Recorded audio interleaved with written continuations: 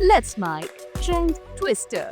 AIMIM प्रमुख असदुद्दीन ओवैसी ने BJP सांसद नवनीत राणा पर पलटवार किया है। उन्होंने कहा है कि तुम 4 नहीं 8 बच्चे पैदा करो, कौन रोक रहा है। नवनीत राणा ने कहा था कि ओवैसी पाकिस्तान जाकर 20 बच्चे पैदा करें। किसी ने बयान दे दिया कि क्या मौलाना कितने बच्चे पैदा करें?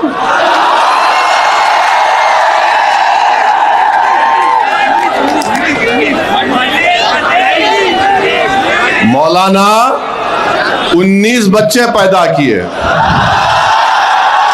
मौलाना मैं हार गया 6 में, आप 19 में कामयाब हो गए। मेरे को 6 है, दाढ़ी वाइट हो जा रही। मौलाना से मिलना चाहूंगा, पुंजानी साहब जरा मिला दो। उनका हाथ लेके चूमता हूं अम्मा। तो किसी ने कह दिया हमको भी 4 पैदा करना है। 4 नहीं 8 पैदा करो आप। कौन रोक रहा आपको? करो, पैदा करो। अरे खुद मोहन भागवत बोल रहे बच्चे पैदा करो। चंद्रबाबू नायडू मोदी के साथ है, बच्चे पैदा करो। अब पैदा कहीं को नहीं कर रहे, करो ना, पैदा करो। 19 पैदा करे तुम, 4 नहीं तुम भी 20 पैदा करना। तुम्हारे को भगवान का वास्ता, तुम भी 19 या 20 पैदा करना। ये क्या है, मजाक? दिल्ली की chief minister Rekha Gupta history के उनके ज्ञान को लेकर ट्रोल हो रही है। आम आदमी पार्टी के नेता सौरभ भारद्वाज ने एक वीडियो जारी कर कहा कि रेखा गुप्ता जी को लगता है कि भगत सिंह ने आजादी के बाद कांग्रेस के विरोध में बम फेंका था, जबकि स्कूल के बच्चे भी जानते हैं कि 1929 में भगत सिंह ने ब्रिटिश सरकार के खिलाफ सेंट्रल लेजिस्लेटिव असेंबली में बम फेंका था। दिल्ली ने भगत सिंह, राजगुरु, सुखदेव, जब उन्होंने बहरी कांग्रेस की सरकार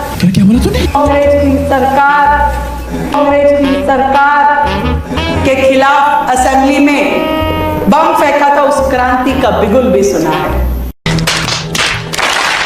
भगत सिंह जी, हम आपसे माफी मांगते हैं। दिल्ली में भारतीय जनता पार्टी की एक ऐसी मुख्यमंत्री आ गई है जो अब ये कहती है कि जो आपने बम फेंका था वो कांग्रेस की सरकार के ऊपर बम फेंका था। भगत सिंह जी, माफ कर दीजिए, आपने कभी नहीं सोचा होगा कि देश में दिल्ली राजधानी में एक ऐसी मुख्यमंत्री बनेगी जिसको ये भी नहीं मालूम कि आपने अंग्रेजों के खिलाफ, अंग्रेजों को जगाने के लिए बम फेंका था। ये मुख्यमंत्री कह रही है कि आपने कांग्रेस की सरकार को जगाने के लिए बम फेंका था।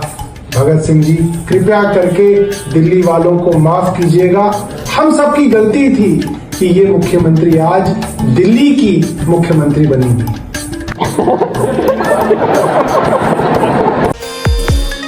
राजस्थान में एक पुलिसकर्मी का बयान सोशल मीडिया पर वायरल है, जिसे कांग्रेस के प्रदेश अध्यक्ष गोविंद सिंह डोटासरा ने शेयर किया है।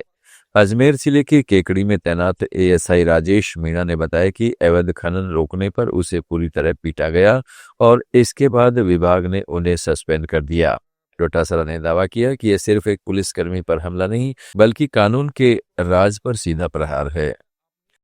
केकड़ी थाने पर तैनात हूं और कल की घटना है 5/1/2026 की। मेरे पास SHO ने इतला दी कि आप तुरंत पहुंचिए, परसों के दिन घटना घटी है, डंपर से अवैध खनन करते हुए एक व्यक्ति की मृत्यु हो चुकी है, आप तुरंत पहुंचिए। इसी दरमियान परमेश्वर नाम के आदमी का फोन आता है कि मैं देवपुरा से बोल रहा हूं, आप तुरंत आइए, आपके लिए SHO साहब ने बताया, आप नहीं आ रहे हो तो मैं कंट्रोल को फोन कर रहा हूं। तो मैं तुरंत पहुंचता हूं वाया गुलगांव, सदारा, ओमेरू। मैं घटनास्थल पर पहुंचता हूं, घटनास्थल से बताता हूं कि सर ऐसी घटना है, यहां पर 4 ट्रैक्टर और 2 JCB खड़ी हुई है। तो SHO साहब ने कहा कि आप बताइए उनको। मैंने सर यहाँ मरने मारने की कंडीशन हो रही है, कहीं भी जनहानि हो सकती है, आगजनी हो सकती है। इसके बाद SHO मौके पे नहीं पहुंचा 3 घंटे तक। फिर आया तो आते ही मुझे कहा कि तू इनको छोड़ दे। मैंने कहा श्रीमान मैं नहीं छोड़ सकता, मेरा वीडियो वायरल हो चुका है और मैं अवैध खनन नहीं करवाता हूं। आप लेते होंगे पैसे, मैं नहीं लेता हूं। ठीक है श्रीमान जी। फिर उसके बाद मैं JCB ट्रैक्टरों को सारों को लेके आ जाता हूं। थाने पे खड़ा करता हूँ। एमएलए ने मेरे पे, शत्रुघ्न गौतम ने मेरे पे प्रेशर बनाया कि तेरी नौकरी से बर्खास्त करा दूंगा। मैंने कहा श्रीमान मेरी नौकरी दान की दी हुई नहीं है, मैंने मेरे दम पे मेरी नौकरी हासिल करी है, आप मुझे प्रेशराइज नहीं करें। मेरे पे 20 फोन किए गए एमएलए द्वारा, उनके कई आदमियों द्वारा मुझे फोन किए गए। रात को मैं जब डीओ ड्यूटी पे होते हुए मैं थाने से मात्र 1 किलोमीटर की दूरी पे मेरे परिजन से मिलने जा रहा था, इसी दरमियान मुझे उसके आदमी ने रुकाया और मेरे साथ 15-20 आदमियों ने अकस्मात इतना गजब का हमला किया कि मेरे सिर पे 4 टांके लगे हुए, अंगुलियां टूटी हुई है।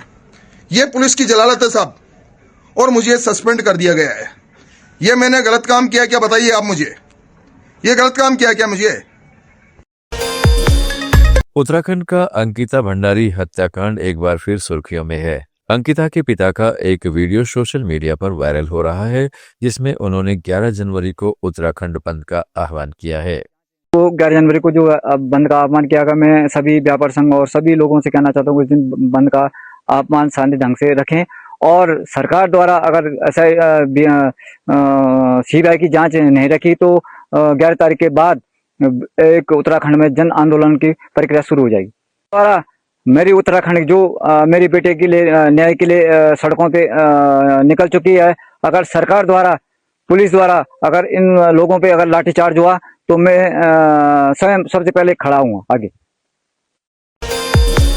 जेएनयू कैंपस में प्रधानमंत्री नरेंद्र मोदी और केंद्रीय गृह मंत्री अमित शाह के खिलाफ हुई नारेबाजी पर आरजेडी नेता तेज प्रताप यादव का बयान सामने आया है। तेज प्रताप ने कहा है कि जो प्रदर्शन कर रहे हैं वो नासमझ हैं। प्रधानमंत्री के बारे में इस तरह के शब्दों का प्रयोग नहीं करना चाहिए। स्टूडेंट लोग प्रदर्शन कर रहे हैं, वो लोग नासमझ हैं, उनको समझ नहीं है, ठीक है। और प्रधानमंत्री के बारे में इस तरीके का शब्द का प्रयोग नहीं करना चाहिए। और प्रधानमंत्री क्योंकि एक ओहदे पे हैं, एक पोस्ट पे हैं, तो उनके लिए इस तरीके का शब्द का चयन नहीं करना चाहिए। और हम तो चाहेंगे कि ऐसे स्टूडेंट, ऐसे छात्र के जो नासमझ हैं, जो जेएनयू का हवाला दे रहे हैं, अनपढ़ गंवार टाइप के जो जिस तरह का भाषा का शैली का प्रयोग कर रहे हैं, इस तरह का भाषा का शैली का प्रयोग ना करें।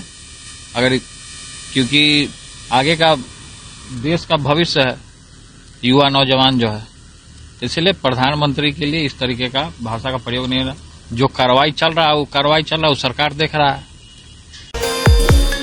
सोशल मीडिया पर डेनमार्क के प्रधानमंत्री मेटे फ्रेडरिक्सन का एक वीडियो तेजी से वायरल हो रहा है। वीडियो में वे कहती नजर आ रही हैं कि अगर अमेरिकी राष्ट्रपति डोनाल्ड ट्रंप डेनमार्क के ग्रीनलैंड द्वीप पर हमला करते हैं तो इसका मतलब नाटो गठबंधन का अंत होगा। For det første, så mener jeg, at man skal tage den amerikanske præsident alvorligt, når han siger, at han ønsker Grønland. Men jeg vil også gøre klart, at hvis USA vælger at angribe et andet NATO-land militært, så hører alting op. Altså inklusiv vores NATO og dermed den sikkerhed, som er blevet tilvejebragt siden afslutningen på 2. verdenskrig. Danmark har altid været en god allieret til USA.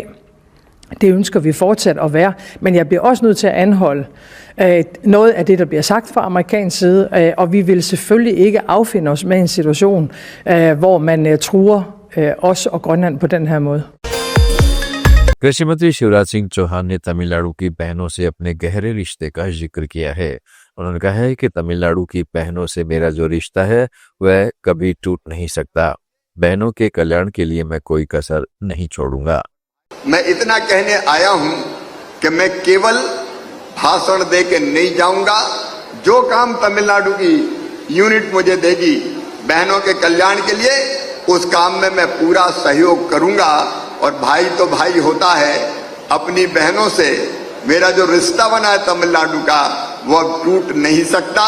मामा का घर दिल्ली में भी है, 12 Safdarjung road, 12 Safdarjung road. आप अगर वहां भी आएंगी तो आपकी भाई को आपकी सेवा के लिए खड़े पाएंगी। और यहां से भी अगर कोई समस्या आप भेजेंगी केंद्र, मेरे विभाग की या केंद्र सरकार की, तो उसको भी हल करने की मैं पूरी कोशिश करूंगा। क्योंकि फिर मैं कहता हूं, बहनों की सेवा ही देवियों की पूजा है। और अगली बार फिर आपसे मिलने कहीं न कहीं तमिलनाडु जरूर आऊंगा। अब जब तक जीऊंगा आपके साथ मिलकर काम करूंगा, आपकी सेवा करूंगा। बहुत बहुत धन्यवाद। ट्रेंड ट्विस्टर में आज इतना ही। जुड़े रहिएगा लेट्स माइक के साथ।